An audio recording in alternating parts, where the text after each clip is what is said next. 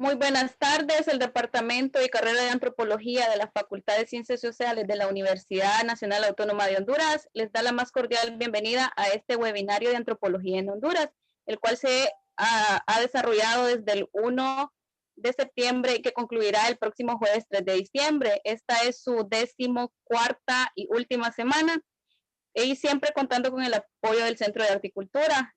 Pedimos muchas disculpas por el retraso y ahora comenzaremos con la presentación de nuestro expositor. Mi nombre es Nabil Mejía, soy estudiante del último año de la carrera de antropología y tengo el inmenso placer de moderar esta actividad académica en la cual han participado expositores y profesionales nacionales e internacionales. También es importante recordarles que este evento se está siendo retransmitido a través de las páginas oficiales de Facebook del Departamento de Antropología de la UNA, la Facultad de Ciencias Sociales y el Centro de Horticultura. Hoy tengo el inmenso placer de presentar al doctor Alan Maca, de nacionalidad estadounidense, quien nos hará el honor de presentar la ponencia titulada Los hallazgos de la tumba 68-1, Copán, Honduras. Actualmente, el doctor Maca es presentador de la serie televisiva La Antigua China desde arriba para el canal National Geographic. Ha hecho apariciones en muchos programas para televisión orientados a la ciencia y la arqueología, siendo miembro del popular programa Time Team America para PBS, el canal público de los Estados Unidos. Obtuvo su doctorado en antropología de la Universidad de Harvard y ha impartido cátedras en las universidades de Harvard, Columbia y Colgate. Ha dirigido excavaciones en Copán, Honduras, y más recientemente supervisado excavaciones en la antigua ciudad griega de Paestum, en Italia. En la ponencia que se presentará a continuación, el doctor Maca analiza el descubrimiento de una tumba única del periodo clásico fuera de la Acrópolis en Copán. Muchos de los detalles de la arquitectura y el contenido de la tumba son novedosos y nos brindan nueva información sobre la historia y el crecimiento de la ciudad antigua, así como las identidades de sus habitantes. Antes de comenzar, les recuerdo que al final se otorga una sección de preguntas y respuestas, por lo cual pueden ir en el transcurso de esta presentación, ir formulando sus preguntas a través de un mensaje por chat en la plataforma Zoom. Y a continuación le damos la bienvenida al doctor Maca. Bueno, muchas gracias a ustedes. Muchas gracias a Carmen Julia Fajardo, Eva Martínez y toda la gente allá en Tegucigalpa. Muchísimas gracias. Y disculpa como el retrasado, muy atrasado, y lo siento. Es que mi computadora es muy vieja y bueno, no estoy muy acostumbrado a usar Zoom en este caso. Entonces, bueno, ojalá que ustedes hayan tenido como chance de tomar un café porque es el fin del día y bueno, no voy a pasar más tiempo como hablando, solo voy a empezar la charla. Entonces, primer diapositivo, por favor. Ok. ¿Y cómo se ve la primera? Se ve muy bien, solo que su cámara está apagada, no lo podemos ver a usted. Pero la diapositiva se ve bien. No, pero... Allí ya lo... No, este parece la segunda. Ok. Ok, gracias. Ahí está. Ok. Ok. Esta charla presenta los detalles del descubrimiento de una tumba del periodo clásico encontrada en la zona del bosque del Parque Arqueológico Nacional de Copán y excavada por el PAPAC, el Proyecto Arqueológico para la Planificación de la Antigua Copán, y dirigida por mí mismo con la cooperación del Instituto Hondureño de Antropología e Historia. Esta tumba provee la primera evidencia de una tumba monumental afuera de la Acrópolis y el grupo principal de Copán, donde se ubican las plazas reales ceremoniales, los templos reales y las tumbas de los reyes de la dinastía. Segunda, por favor. Siguiente. La zona del bosque es una zona residencial 400 metros al oeste de la Acrópolis. Nadie nunca anticipó el descubrimiento de una tumba monumental que se ubica más allá de la Acrópolis y el grupo principal de ruinas.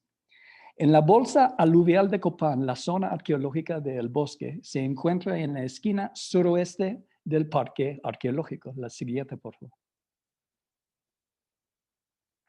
Las excavaciones del Papac fueron llevadas a cabo en el grupo 11KC, es un complejo arquitectónico monumental que consiste en 2 plazas principales y aproximadamente 10 montículos. 4 de estos montículos, cada uno de 3 a 4 metros de altura, delinean la plaza principal, Plaza A. El Papac dirigió excavaciones extensas en todo el sitio, así como intervenciones de conservación que incluyeron pozos de prueba. La siguiente, por favor.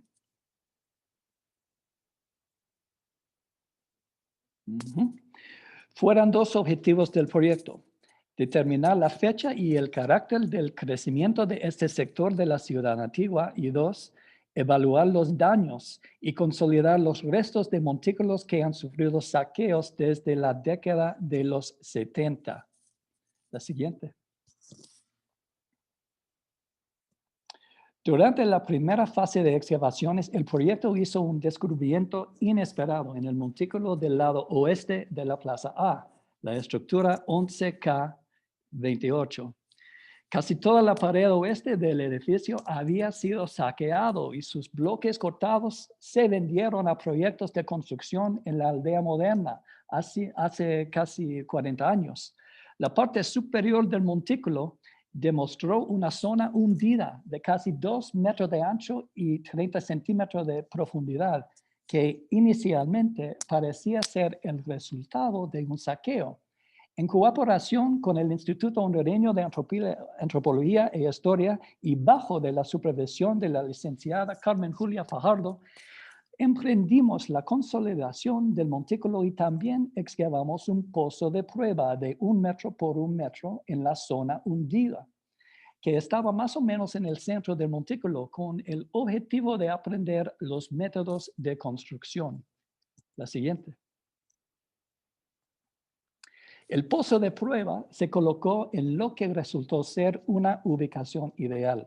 Se encontró el centro exacto de un embudo profundo, hecho de piedra cortada. Este embudo conduce a una tumba subterránea construida por medio de una bóveda dividida, con fecha del final del período clásico temprano, es decir, alrededor de 600 después de Cristo. El embudo mide 6 metros desde arriba hasta abajo, embudo más tumba, y fue diseñado para el reingreso. Lo que pensamos fue hecho por los saqueadores, en realidad fue el resultado del relleno habiendo hundido. Siguiente. Para nuestra sorpresa, dado que estábamos trabajando en el bosque 400 metros al oeste de las grandes tumbas de la Acrópolis, Papac descubrió una de las tumbas más intrigantes jamás encontradas en Copán. De hecho, la totalidad de la estructura 28 es la tumba. Antes de explicar los detalles del contexto funerario, es importante resaltar cuán única es la ubicación de este tipo de tumba por considerarla en el contexto más amplio del Valle de Copán. La siguiente, por favor. Antes del descubrimiento de la tumba 68-1, la evidencia de tumbas monumentales en Copán se ha encontrado solamente en la Acrópolis del grupo principal. Para el período clásico tardío, 600 a 900 después de Cristo, se encuentran varias tumbas abovedadas notables en la Acrópolis. Entre estos se encuentra la bóveda de la tumba masiva de la estructura 10L18.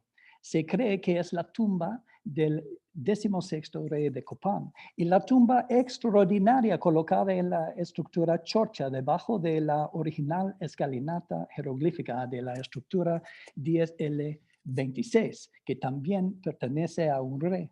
Siguiente, por favor. Para el período clásico temprano en Copán hay una serie de tumbas conocidas de la Acrópolis. Estos son menos monumentales que la más grande de las tumbas del Clásico tardío, pero son igualmente o más intrigantes, sobre todo por la amplia evidencia de los reingresos. La tumba de Mormont, de estilo teotihuacano, redondo, sin bóveda, con fecha de los principios del siglo V, se encuentra en el edificio del mismo nombre y se ubica debajo de la estructura 10L26. Siguiente. Más al sur de la Acrópolis se encuentran otras tumbas importantes, incluso la tumba Hunal, probablemente la tumba del fundador dinástico, con fecha del año 437 después de Cristo. Dos otras tumbas del Clásico temprano son notables porque sugieren reingreso. La tumba de Oropéndola, de aproximadamente 500 después de Cristo, y la famosa tumba de Margarita, que probablemente perteneció a la esposa del fundador dinástico. Tenía un cinabrio sobre los restos de huesos, lo que sugiere rituales posteriores a la descomposición. La siguiente. La tumba de Margarita consiste en dos cámaras y unas graditas que pueden haber llevado a generaciones posteriores a la cámara del entierro de la reina. La siguiente. Okay. En resumen, todas las tumbas mencionadas anteriormente están ubicadas en asociación con las estructuras de la Acrópolis en el núcleo ceremonial y administrativo de Copán o grupo principal. La evidencia de tumbas monumentales fuera de la Acrópolis faltaba completamente hasta que el Papa descubrió la tumba 68-1 en el bosque. De hecho, nadie nunca anticipó el descubrimiento de una tumba monumental que se ubica más allá de la Acrópolis. La existencia de la tumba 68-1 nos pide que reconsideremos una serie de perspectivas que hemos sostenido desde hace mucho tiempo. La siguiente. Regresando al grupo 11K6 y la estructura 28. Excavamos cuidadosamente el pozo de prueba que se colocó en el centro del montículo. Apenas unos centímetros debajo de la superficie, la prueba expuso 3 lados de un embudo de piedra tallada con evidencia de estuco y pintura roja. Siguiente. La excavación del embudo consistió en sacar un relleno intencional grueso de pequeñas rocas y tierra, aproximadamente a 2 metros por debajo de la superficie. Descubrimos que el embudo tenía una labia o un borde, y 1 metro por debajo era una piedra cortada de aproximadamente 1 metro de largo, muy grande, que pareció una piedra de sellado o una piedra de sello. Fue solo en este momento que seguramente pensamos que hemos encontrado no solamente una tumba, pero una tumba complicada. Antes de quitar esta piedra, la siguiente, comenzamos excavaciones extensas en el área al norte del embudo para comprender mejor el carácter y el contexto de toda la estructura.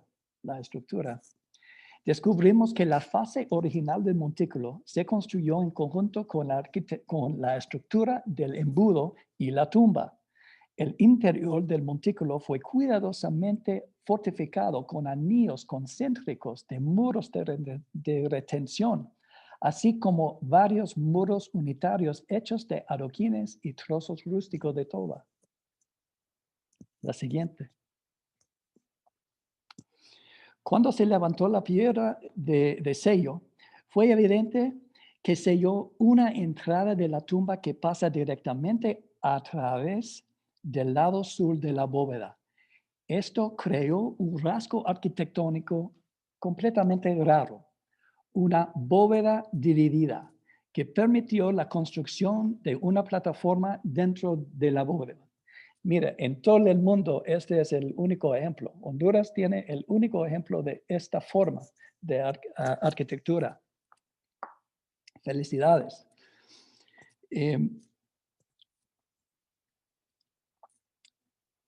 La siguiente, por favor.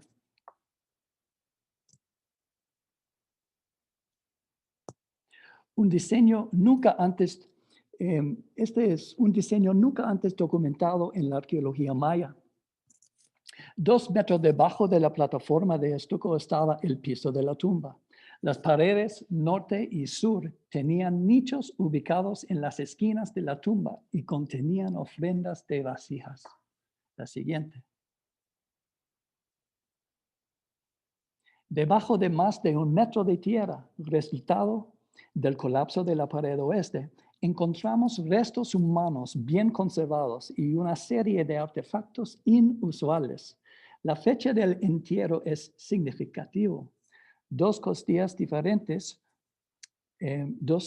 la fecha del entierro es significativo. 2 costillas diferentes proveen las fechas de 580 y 610 después de Cristo. Estas fechas coinciden con las fechas de las cerámicas del montículo, que son del periodo de la transición entre el clásico temprano y clásico tardío. La evidencia contextual más significativa para este monumento funerario es que apareció esencialmente ex novo o ex nihilo. La estructura no tiene fases anteriores y la tumba está cortada directamente en varios metros de sedimento fluvial anterior y estéril. Es la construcción del período clásico más antiguo que se haya encontrado en este sector del bosque y es probable que está asociada con un evento de establecimiento de una población o asentamiento en algún momento en los finales del clásico temprano. La siguiente. Debido a la proximidad del sitio al río Copán y el hecho de que el río causó inundaciones, la evidencia de las excavaciones sugiere que en el periodo clásico temprano, es decir, en el siglo VI, se hizo una intervención a gran escala para drenar y rellenar de forma más o menos permanente la zona del bosque para que sea aceptable para la construcción de edificios monumentales y de asentamiento de largo plazo. La siguiente. Parece que era parte de un proyecto enorme de recuperación de tierras. Los resultados indican que la estructura 28 y la tumba 68-1 están vinculadas a la primera y quizás fase principal, la primera y quizás principal fase de la urbanización de Copán y del manejo de agua a gran escala. Según esta evidencia, la pregunta más importante es ¿quién fue enterrado en la tumba 68-1? ¿Y qué nos dice el contexto del entierro sobre los orígenes y la cultura del individuo? La siguiente.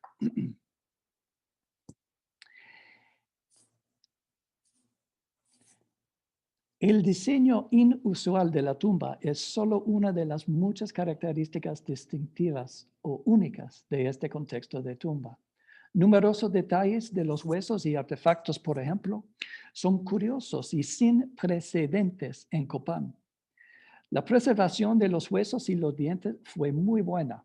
El estudio bioarqueológico fue realizado por la doctora Catherine Miller. El resultado más sorprendente de la investigación de la doctora Miller es la firma de estroncio. .7075. Firma del estroncio del individuo. ¿Cómo se deriva de un primer molar? La siguiente. Firmas de estroncio se miden por análisis de los dientes y los huesos y ofrecen información sobre, por ejemplo, el lugar de nacimiento de una persona y o el lugar donde se creció. Es posible que el individuo de la tumba 68-1 era una persona nacida afuera de Copán, un extranjero, quizás de la zona del río Pasión, en el Petén guatemalteco. Se puede ver Aguateca. Tiene esa firma Aguateca, sí, allá. Tiene esa firma de estroncio. O la siguiente, por favor. Ahora que tenemos más datos del interior de Honduras, es posible que viene de la zona del lago Yahoa. ¿Se puede ver? Sí, allá. Y también siga hasta Santa Rita, por favor, con la flecha. También. Bueno, quizás de esa zona. También es posible que es de Copán, como un caso aparte, pero se necesita más información para estar seguro. Otros rasgos de la tumba, por ejemplo, el diseño arquitectónico, las modificaciones dentales y las ofrendas, sugieren un origen extranjero. La siguiente. Según el análisis de la doctora Miller, el individuo era hombre y tenía aproximadamente 50 años y sus huesos proveían evidencia de numerosas patologías. Por ejemplo, el ensamblaje del brazo izquierdo tenía una escápula deforme y una cicatriz curada en la cabeza humoral donde estalló una infección. La siguiente. El cráneo muestra signos distintivos de mastoiditis, una inflamación del cráneo que puede ser fatal. La siguiente. Además, muchas de las vértebras cervicales estaban mal formadas y o tenían unos agujeros arteriales cerrados. Era un señor con varios problemas físicos y es posible que en vida no se miraba normal o no se movió bien.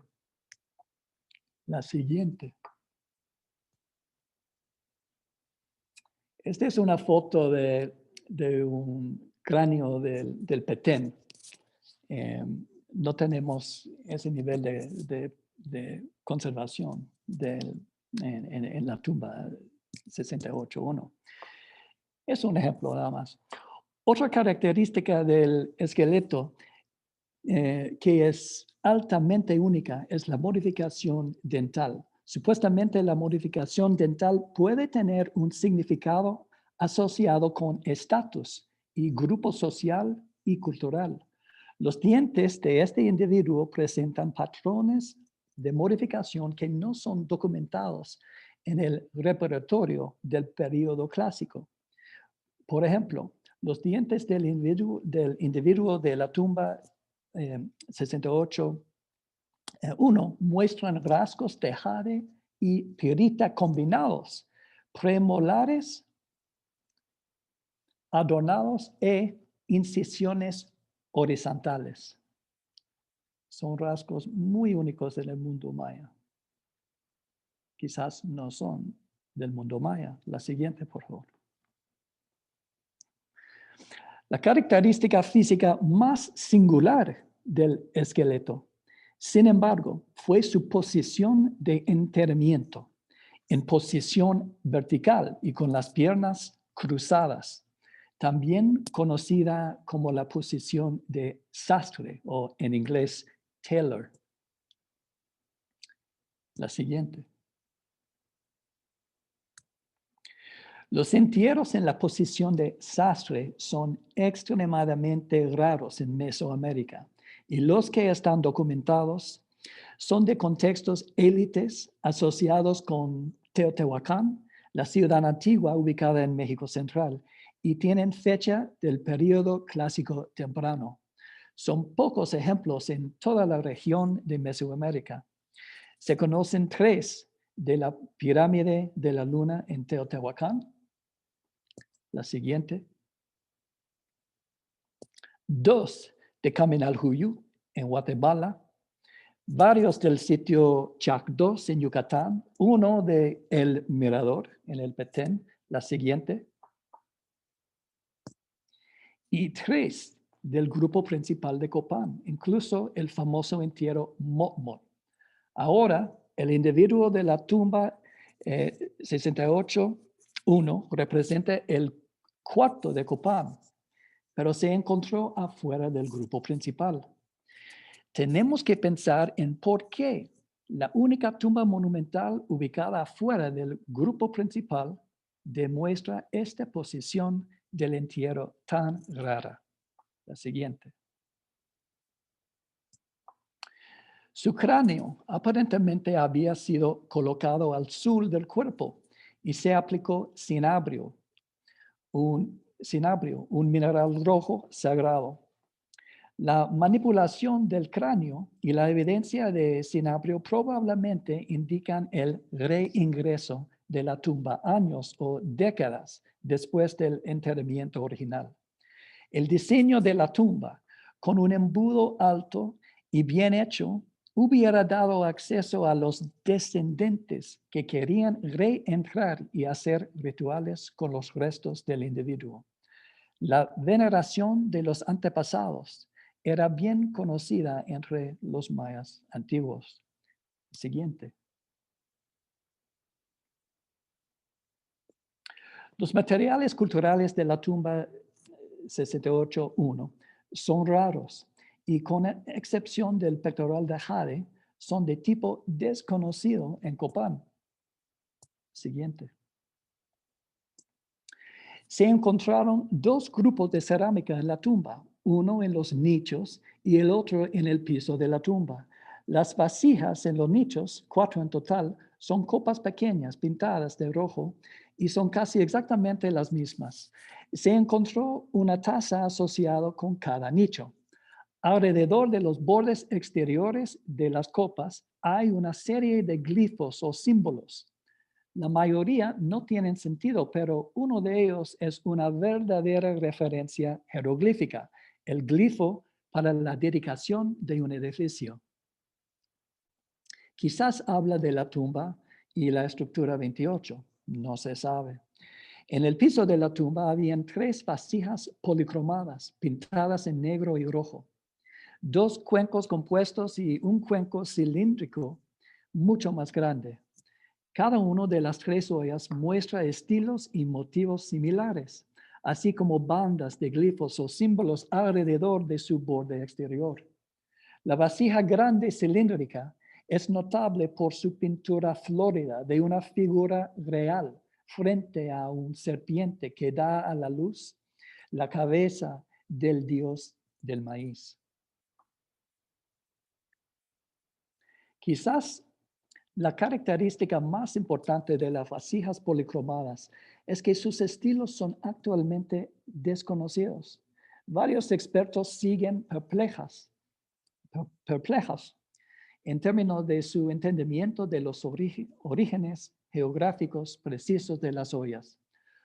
La doctora Rosemary Joyce cree que las 3 vasijas policromadas representan estilos encontrados entre 4 tipos cerámicos mesoamericanos: copador, ulúa, policroma, arambala y los polícromos de la fase Canquín de Belice. Es decir, una amplia mezcla de estilos mesoamericanos del sureste con uno del norte de Belice. Lo más intrigante con respecto a estas tradiciones cerámicas es que no comienzan hasta mediados del siglo VII. Suponiendo por ahora que las policromadas de la tumba están alineadas cronológicamente con algunas o todas estas tradiciones, nosotros debemos ver un ejemplo de para qué se diseñó claramente la tumba, a saber, el reingreso y la posterior veneración de los antepasados. La siguiente. Se encontraron varias docenas de cuentas de jade asociadas con un gran pectoral de jade. El pectoral es un tipo raro en Copán, llamado pectoral de línea de cuerda.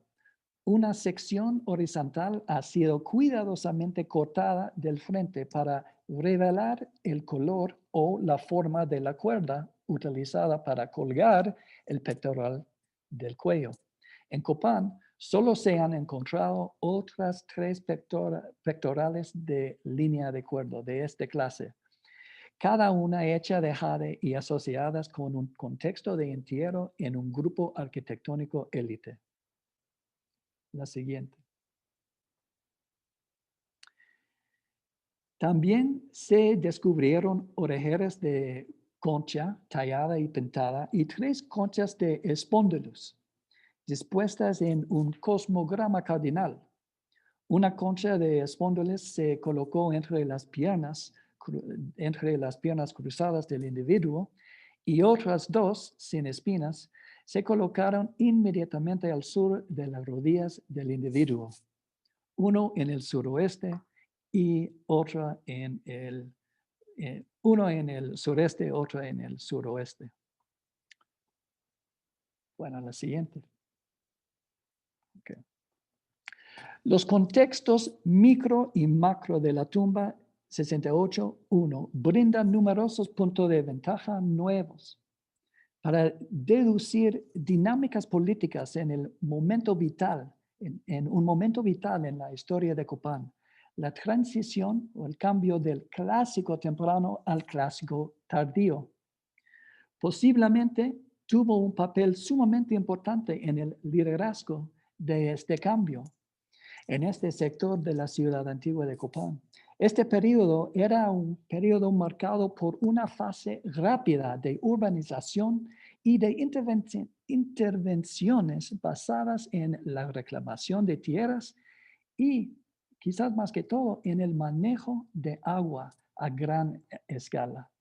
La posibilidad de que esta persona llegó de afuera del Valle de Copán, quizás del interior de Honduras o la zona lenca, va a empujar nuestras investigaciones para que seguimos intentando entender la sociedad de esta importante ciudad antigua de Honduras. Bueno, muchas gracias a ustedes.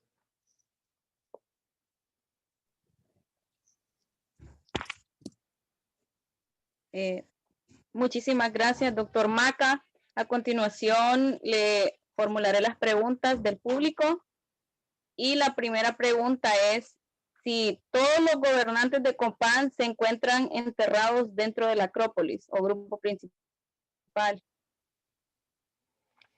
Sí, hasta ahora la evidencia dice que todos están enterrados en la Acrópolis del grupo principal.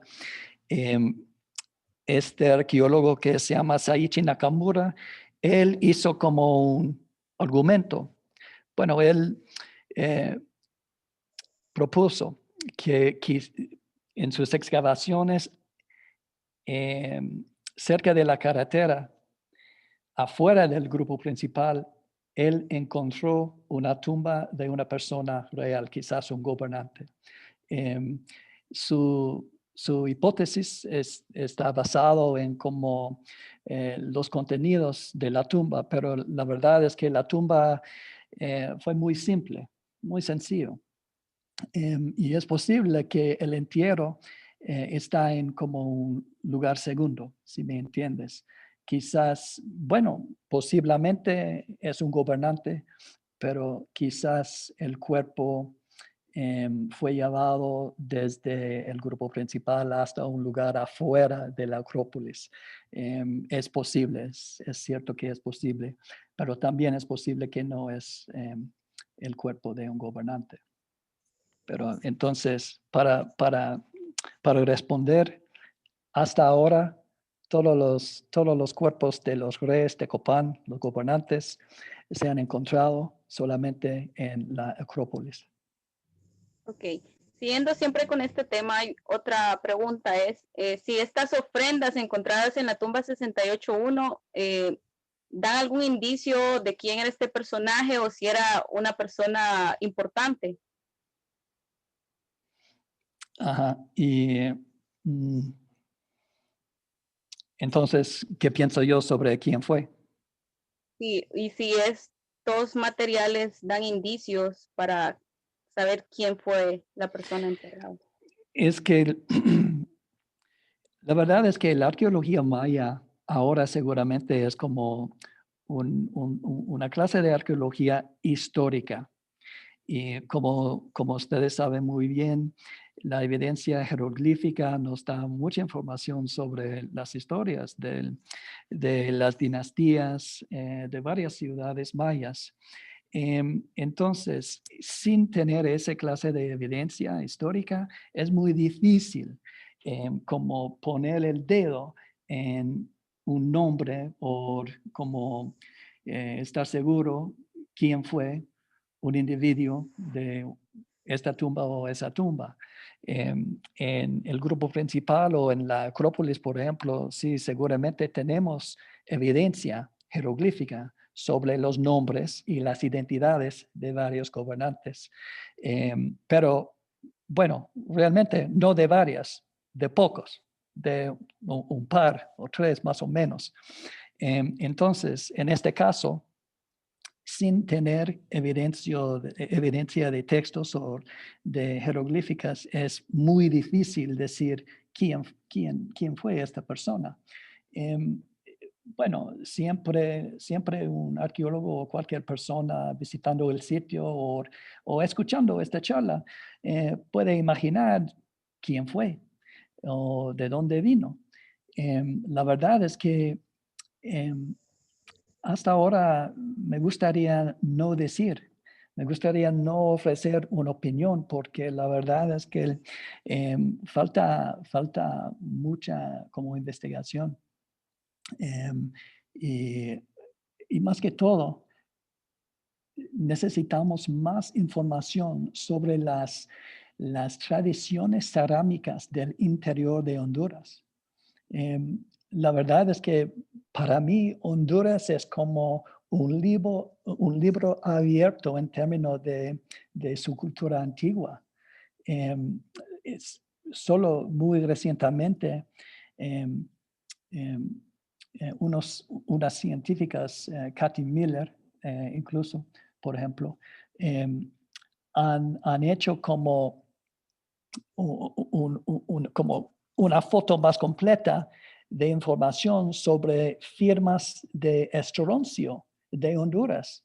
Entonces, hay falta mucho trabajo en Honduras y creo que este es muy bueno para los estudiantes que ahora, hoy día, está estudiando como arqueología en Honduras, porque es muy posible, no, es probable que el futuro de la arqueología en Honduras va a ser como una riqueza, va a ser una de las zonas más interesantes en todo el mundo. Y no es una broma. Y bueno, regresando al tema, es difícil decir quién fue la persona de la tumba.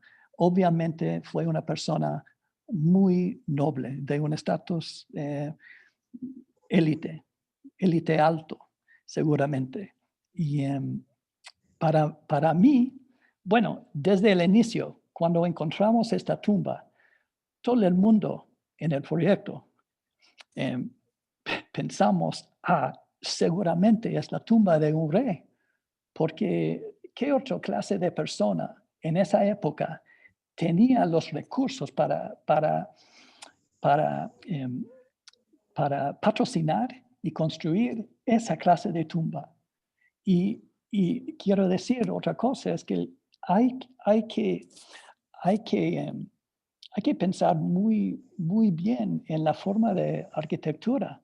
Esa bóveda dividida es realmente increíble. No hay otro ejemplo en el mundo maya. Y el mundo maya se conoce muy bien por todas las cosas increíbles arquitectónicas, tumbas, templos, palacios, estructuras con columnas, torres, etcétera. Pero nadie nunca ha visto una cosa tan increíble en términos de tecnología arquitectónica.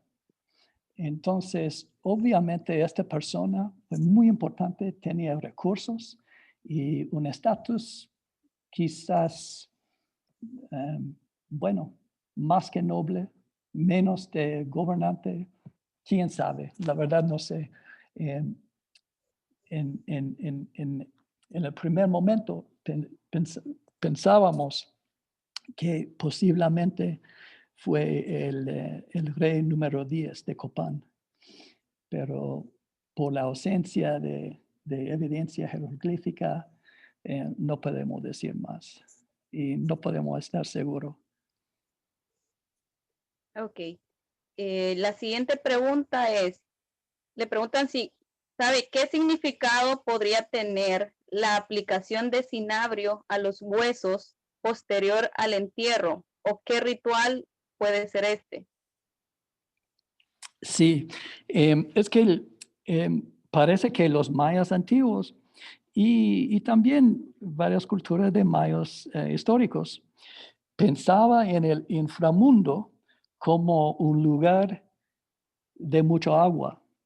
Y bueno, y el color del agua en el arte, etcétera, casi siempre fue el color rojo. Y también el color rojo y el agua como un líquido está asociado con la sangre. Entonces, para cubrir unos huesos con este mineral rojo de cinabrio, es, bueno, supuestamente es como hacer una ofrenda sagrada a ese como ancestro. Entonces es eso como ese tipo de vínculo entre varios temas, agua, inframundo, la muerte y la sangre. Ok. Otra pregunta es, ¿cuál es la relación de la tumba 68-1 con el grupo U ubicado en el bosque? Ah, sí, esa es una cosa un poquito más complicado.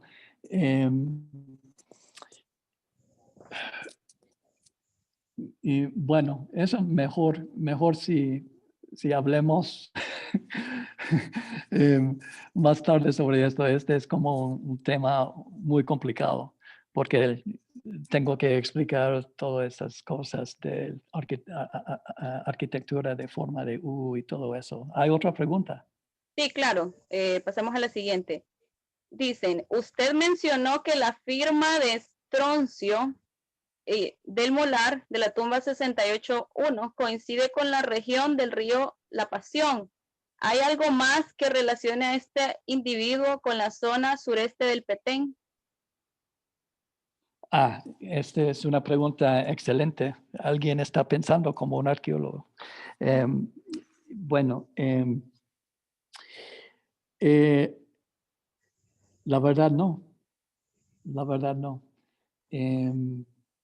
Por ejemplo, las vasijas no son similares a la tradición cerámica de esa región.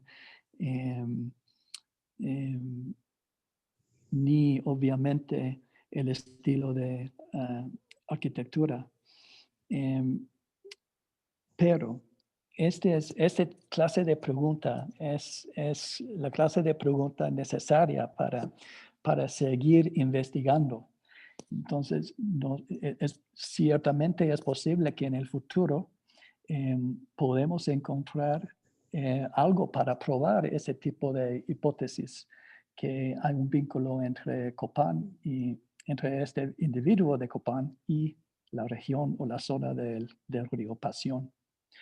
Bueno, para mi dinero, por ejemplo, yo pienso que esta persona viene de la zona lenca del interior de Honduras y estamos aprendiendo poco a poco que la ciudad antigua de Copán, casi desde su inicio, fue una mezcla de culturas y idiomas y gente, incluso los lencas. La verdad es que hay arqueólogos que piensan que la base de la población de Copán era lenca, no maya. Pero bueno, este es para el futuro de investigaciones. Buena pregunta, gracias. Ok. Siguiendo siempre con este tema, preguntan si tiene un indicio de dónde fueron manufacturadas estas vasijas, las vasijas que se encuentran en la tumba. ¿Cómo? Sí. Si se tiene algún indicio de dónde fueron manufacturadas las vasijas que se No. encuentran. No, este es otra, otra pregunta. Muy buenas preguntas. Muy buenas preguntas.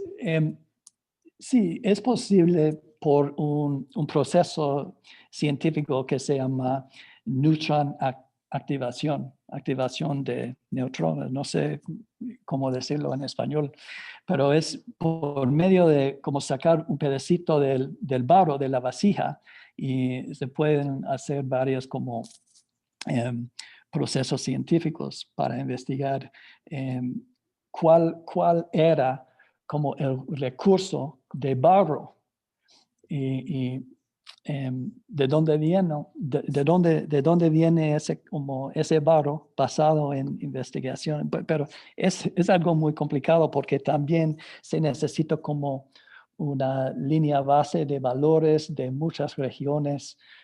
Y sí, tenemos esa información comparativa, pero bueno, la respuesta corta es que hasta ahora no he hecho eso. La verdad es que ayer estaba pensando en hacer eso, como sacar un poquito de una muestra del barro de las vasijas para un examen de neutron activación.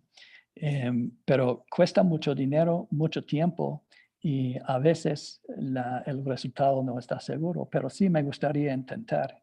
Pero otra cosa es que, y esta no es algo tan grave, pero como ustedes saben, se destruye un poco de la vasija.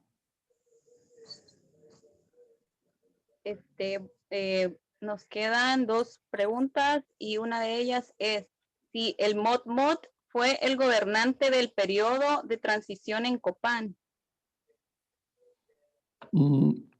Parece que el individuo bueno, no sabemos quién fue el individuo enterrado en Mot Mot.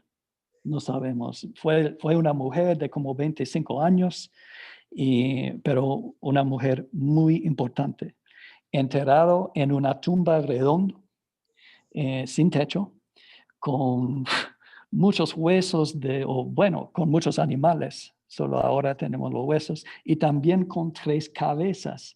Y las cabezas ciertamente fue sacado del cuerpo de una víctima de un sacrificio. Entonces, bueno, ¿está?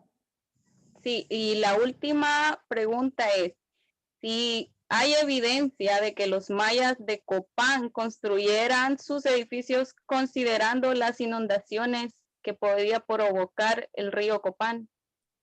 Ok, bueno, quiero regresar a la otra pregunta. Bueno, es que hablando del entierro de Mot Mot, es que, bueno, falta el nivel de evidencia que realmente quisiéramos para decir, seguramente fue un gobernante o cha. Ah, hay una idea general muy vieja en el mundo maya y entre arqueólogos que más o menos no habían gobernantes que fueran mujeres.